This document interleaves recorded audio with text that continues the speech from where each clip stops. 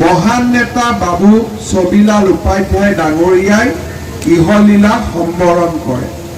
আজি তেখেতৰ মৃত্যুৰ বহু বছৰ পিছত অসম গোৰ্খা সন্মিলনীৰ উদ্যোগত তেজপুৰত আনন্দ আগৰৱালা উদ্যানত বাবু ছবিলাল উপাধ্যায়ৰ প্ৰতিমূৰ্তি স্থাপন হোৱাটো সঁচাকৈ প্ৰত্যেকজন অসমীয়াৰ বাবে, খালি গোৰ্খাসকলৰ বাবেই নহয়, প্ৰত্যেকজন অসমীয়াৰ বাবে এক গৌৰৱৰ বিষয়।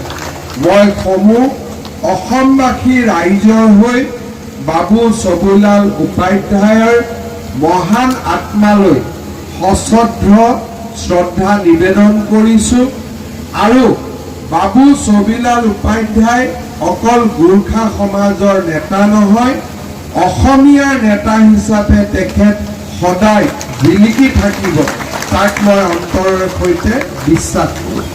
আমি অসমত বাস কৰা গোৰ্খা লোকসকলৰ জীৱনৰ বিষয়েও প্ৰমাণ ল'ব পাৰোঁ। গোৰ্খা সমাজক বিদেশী আখ্যাৰে হাৰাশাস্তি কৰা কথা আজিও আমি অৱগত। বহু সময়ত বিদেশী আখ্যাৰে আখ্যিত হোৱা বহুজন গোৰ্খাই হয়তো জীৱনত এবাৰৰ বাবে নেপাল দেখাও নাই।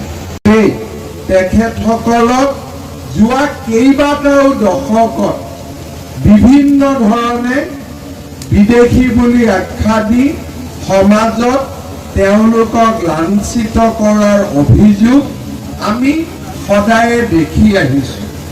যোৱা ৩টা বছৰত আমি অক্লান্ত প্ৰচেষ্টা চলাইছোঁ যাতে অসমৰ গোৰ্খা সমাজে মান আৰু অপমানৰ পৰা আঁতৰত থাকি সন্মানেৰে অসমীয়া জাতীয় জীৱনৰ এটা বিশিষ্ট অংগ ৰূপে আমাৰ জাতীয় জীৱনলৈ বৰঙণি আগবঢ়াব পাৰে।